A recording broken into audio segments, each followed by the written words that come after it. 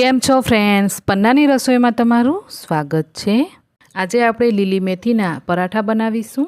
આ પરાઠા બનાવી તમે બાળકોને નાસ્તામાં પણ આપી શકો, ચા સાથે પણ ખાઈ શકશો।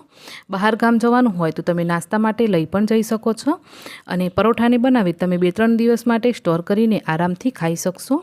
તો ચાલો પછી તાજી લીલી મેથીના પરોઠા બનાવવાનું શરૂ કરીએ। તાજી મેથીના પરાઠા બનાવવા માટે અહીંયા મેં 2 થી 2.5 કપ જેટલો ઘઉંનો ઝીણો લોટ ચાળી લીધો છે। તો આ રીતે પહેલાં લોટ ચાળી લેવાનો અને લોટના પ્રમાણે બધા મસાલાઓ કરી લેવાના, જેથી મસાલાઓ છે ને એ પાછળથી વધતા ઓછી નહીં થઈ જાય। તો સૌથી પહેલાં નાખીશું અડધા ચમચી જેટલો હળદર પાવડર અને ત્યાર પછી 1 થી 1.5 ચમચી જેટલો ધાણા જીરું પાવડર અને અડધી ચમચીથી થોડો ઓછો એટલો ગરમ મસાલો એડ કરી દેવાનો। તીખાશ પ્રમાણે લાલ મરચું પાવડર, તો અહીંયા હું લાલ મરચું પાવડર અને લીલું મરચું પાવડર બંને સાથે નાખવાની છું। તો એના માટે લાલ મરચું પાવડર છે એ મેં અડધી ચમચી જ એડ કર્યું છે અને ત્યાર પછી સ્વાદ પ્રમાણે મીઠું એડ કરી દઈશું। તો હવે લીધું છે અહીંયા મેં આદુ લસણ અને મરચાંની પેસ્ટ, તો અહીંયા 1 મોટી ચમચી ભરી અને આદુ લસણ મરચાંની પેસ્ટ એડ કરી દઈશું।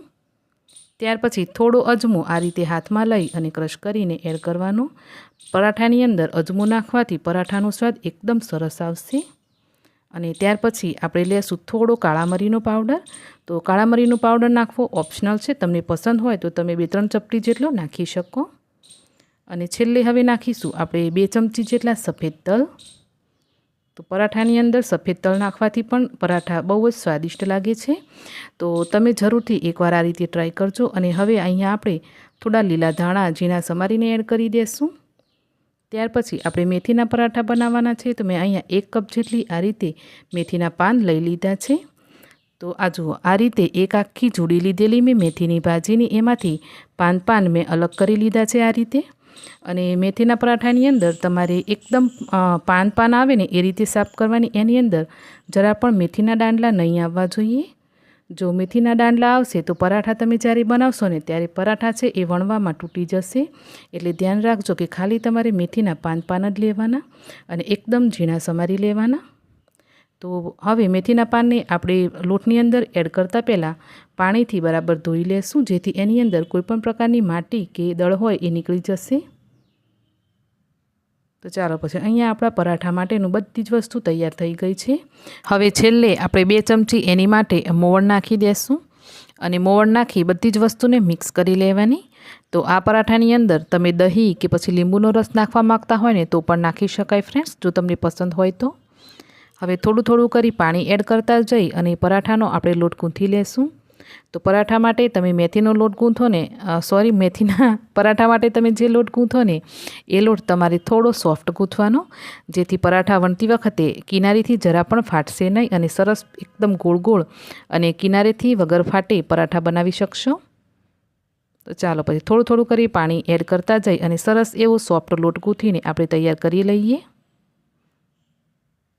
તો અહીંયા મેં પરાઠા માટે લોટ ગૂંથીને તૈયાર કરી લીધો છે। તો આ લોટને આપણે પરાઠા બનાવતા પહેલાં 5 થી 10 મિનિટ માટે જો તમને ટાઈમ હોય તો તમે એને ઢાંકીને છોડી દેજો, જેથી એ લોટ છે એ સારો એવો સેટ થઈ જશે।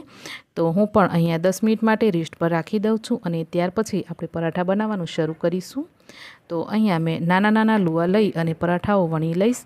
તો પરાઠાની સાઈઝ તમે તમારા પ્રમાણે વધતા ઓછી રાખી શકો અને જાડો પાતળો પણ તમને જેવું પસંદ હોય એવું બનાવી શકાય। તો અહીંયા હું બાળકોને ટિફિન માટે પરાઠા બનાવું છું, એટલે નાના નાના અને એકદમ પતલા બનાવીશ। તો પરાઠાને ઘી કે તેલ સાથે તમને જેમ પણ પસંદ હોય એમ તમે શેકી શકો। મેં અહીંયા તેલ સાથે જ પરાઠા શેકીને તૈયાર કર્યા છે।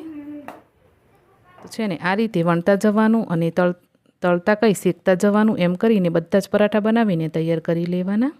તો આ રીતે તમે પરાઠા બનાવી અને પરાઠાને સરસ એવા ડબ્બાની અંદર રેપ કરી અને 2-3 દિવસ માટે સ્ટોર કરીને પણ ખાઈ શકાય છે। પરંતુ અત્યારે આપણે પરાઠા છે એ 1 દિવસમાં જ પૂરા થઈ જાય એટલા બનાવ્યા છે। બની શકે તો તાજી જ વસ્તુ બનાવીને તાજું જ ખાવાનું પસંદ કરવાનું। તો ચાલો પછી અહીંયા બધા જ પરાઠા બનીને તૈયાર થઈ ગયા છે, એકદમ સોફ્ટ અને તમે જોઈ શકો છો કેટલા સરસ બન્યા છે। તો પરાઠા મને ન તો ચા કે ન તો દહીં કે ન તો ચટણી સાથે ખાવાનું પસંદ છે। મને પરાઠા અથાણા સાથે ખાવું ખૂબ ખૂબ જ ગમે છે. તો હું તો ચાલી પરાઠાની ખાવા માટે. તો તમે પણ આ રીતે મેથીના પરાઠા બનાવી જરૂરથી ટ્રાય કરજો. રેસીપી ગમી હોય તો વિડીયોને લાઇક શેર કરી ચેનલને જરૂરથી સબસ્ક્રાઈબ કરજો. મળીએ એક આવી જ નવી રેસીપી સાથે. આવજો.